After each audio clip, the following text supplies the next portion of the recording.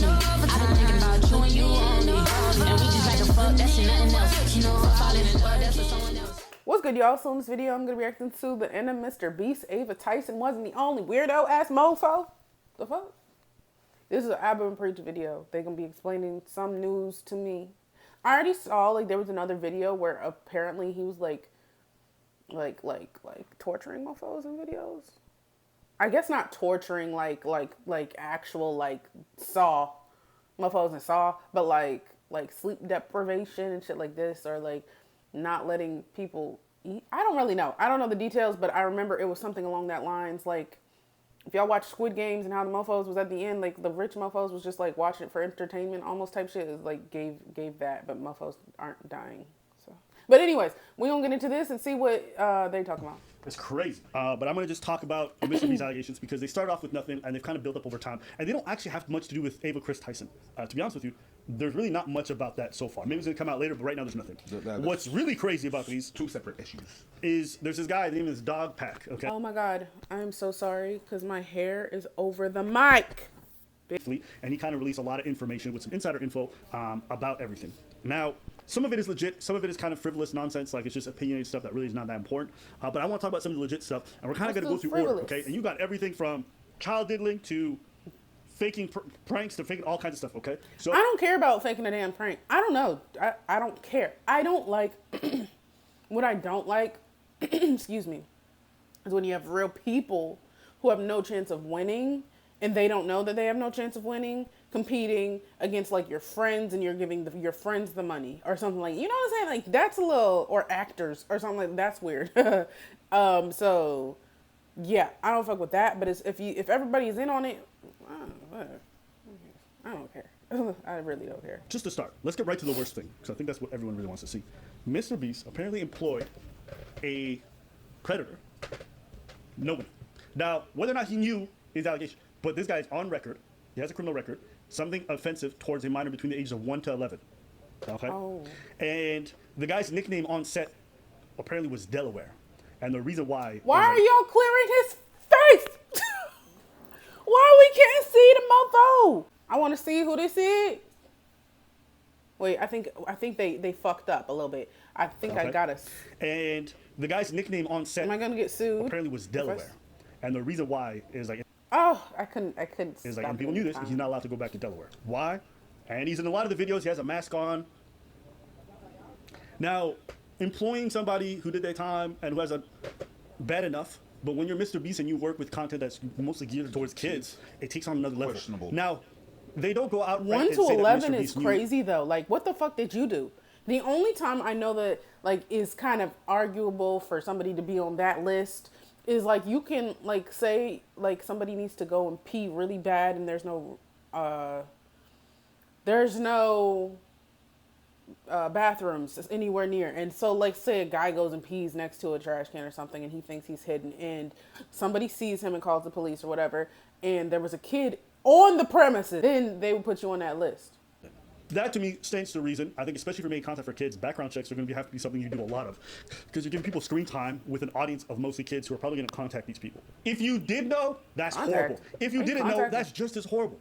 You cannot, it's like running a daycare and not doing background checks on your employees. It doesn't matter whether you knew or not. Pretty much you're super negligent to the point where you deserve to be criminally charged for it, right? So that's probably the biggest thing I've seen. And just right there, what do you think?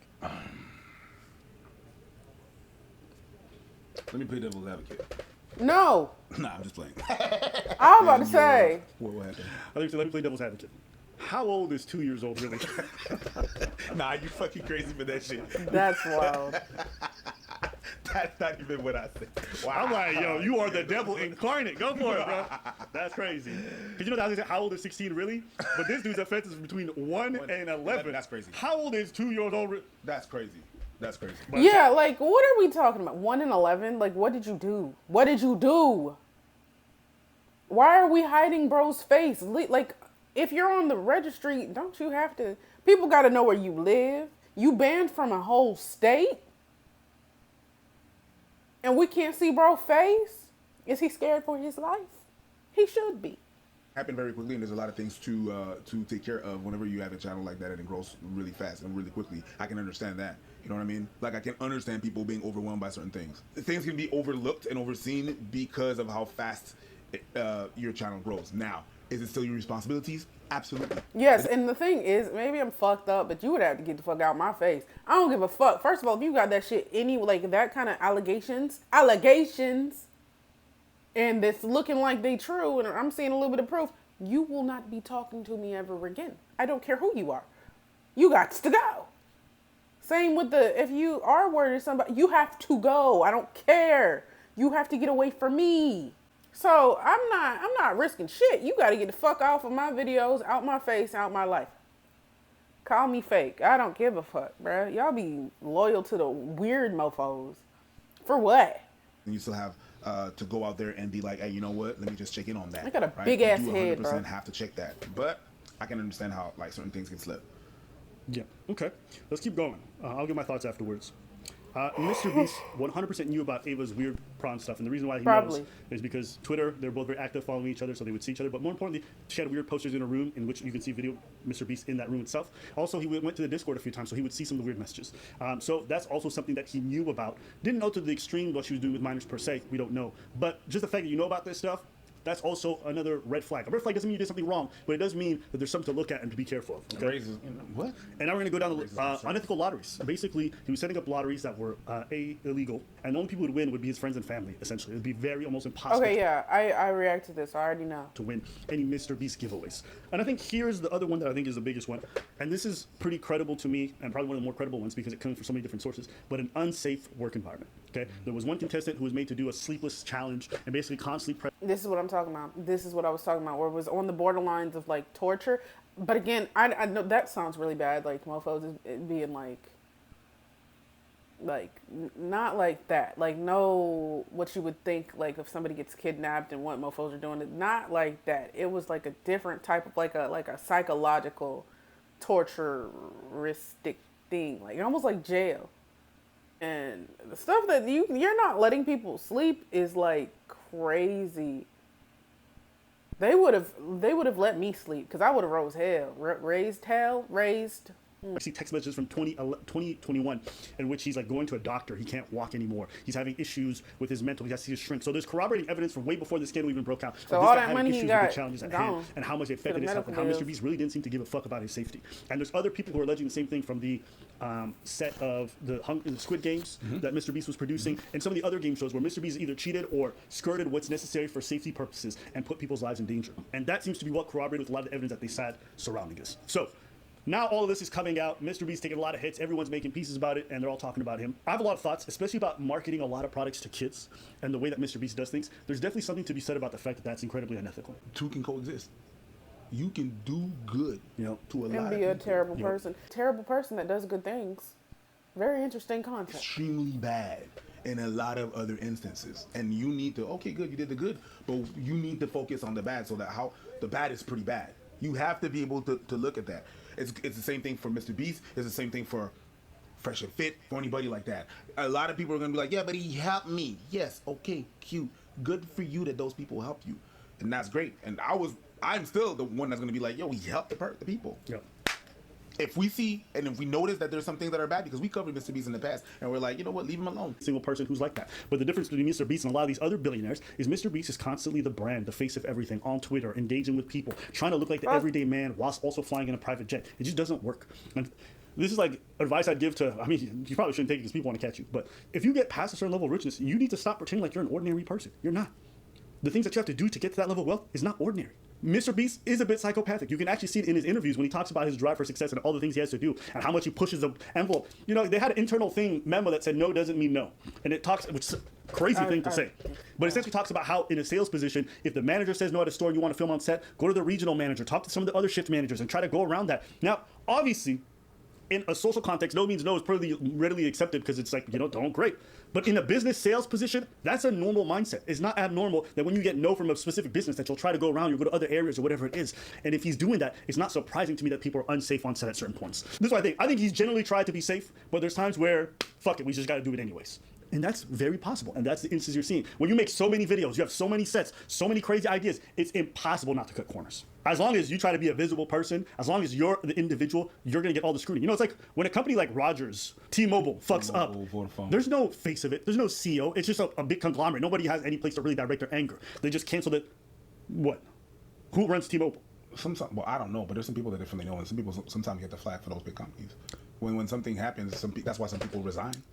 You know what I mean? Like there's some people that are the face, not say the face of, but they are in charge of, and they're gonna get the flag. The responsibility falls on them, and that's why they resign for certain positions. They might resign, but they're not actually getting individual flag. Generally, it's just the company that does, and because of the head figure, they have to resign. What Mr. Beast is getting is like he's the face of it. Everyone's putting Mr. Beast. Sure. Mr. Beast has done this. Mr. Beast is just the face of a big company. Yeah.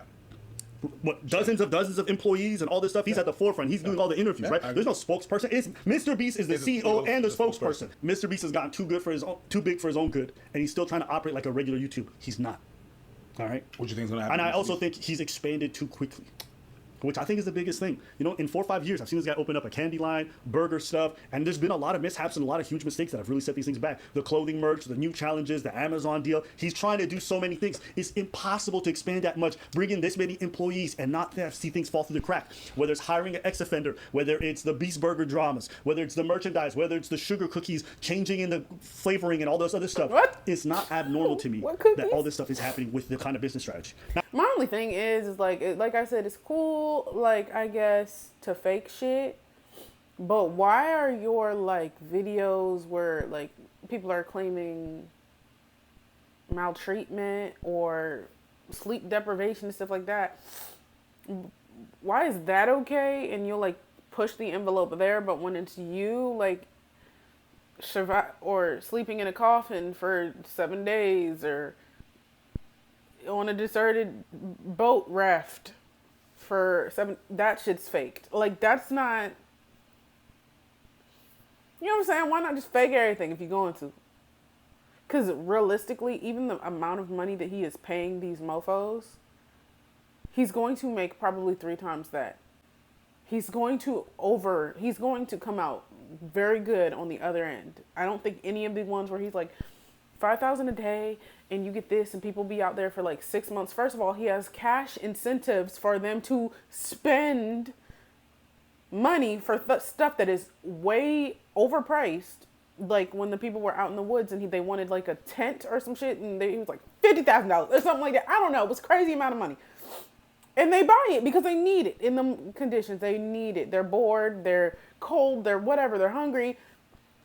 And so they're going to buy it. So he makes a lot more money than he's giving. And like people could say, arguably, he does good with the money that he gets. But like I said, there's 2 sides of the coin. Because he's doing some really fucked up weird shit also. And this all could be old shit. And he's, you know, because it seems like he's been doing videos for a while, but it don't matter. Like, kind of being weird, my guy. That's the work side of things. On the morality side of stuff, I think there's a lot to critique him for. I think there's a lot of irresponsibility that goes to like the point of being criminal negligence. And I think it's okay for people to be incredibly upset at it and to demand that, you know, there's some changes that are made. Mm-hmm. I think for Mr. Beast, he's got to take a step back and stop trying to be the face of everything. But I don't think his business can survive without him being the face of everything. Because he is the brand. It was built on that. Exactly. But so what do you think is going to happen? This is a tough one. I'm asking Abba the Wizard. This is a tough one. I think kids don't care. Kids don't give a shit. I think kids don't care. He still got a lot of views in that first, like, you know, I don't even think it's not that they don't care. They don't understand it completely. I feel like if you're under the age of 13, fuck it. If you're under the age of 15, I feel like you do not really get what the fuck we're even talking about right now and why it's wrong. You know, complaining, get mad about it, and the truth is, unless this guy gets demonetized, which will never happen because he brings in too much money. He's not. Unless, you know, brains complete, but it shouldn't matter. I think if anything happens, he's going to make himself quit. That's, I think, the most likely scenario. And he's going to take like a backseat approach to like a new venture. That's the most likely scenario for me if he wasn't to keep on going. Just because of the public scrutiny. YouTube's not going to get rid of him. None of these other companies would. Or maybe like criminal charges would come at him for the fake lotteries, you know, for the fake giveaways, because those are bound by law. And if that's something that the government comes down on him for, that's a different question. But outside of those 3 outcomes, I just don't see much else other than what I said, honestly. So, yeah, that's what I think about that. That's kind of a RICO charge that they're going to have to go through for the lottery stuff. RICO? Kind of like they got to calculate how much he was able to benefit from all these and all his fortune and stuff like that. Yep. That's how they have to. But do they want to do that? Yeah, they would.